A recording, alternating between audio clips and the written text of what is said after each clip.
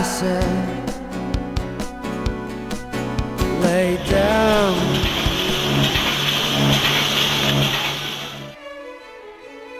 Ringo, tell me a story. Please tell me a story, Ringo. Tell me a story now, please.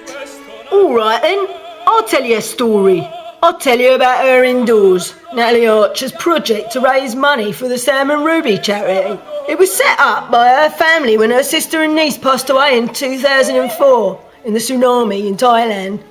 Well, she started to rack her brain, to think of ideas. And she came up with this. Well, she thought she'd better do something with all the footage that Sam had left behind. Because Sam and her husband, Patrice, used to go everywhere with their handycam, Anyway, knowing that she could pass on Sam's joyful spirit, together with her loyal dog, Lucien Le Chien. Now, he was something else, He was my hero. And I'm sure that when you get to know him, you'll like him as well.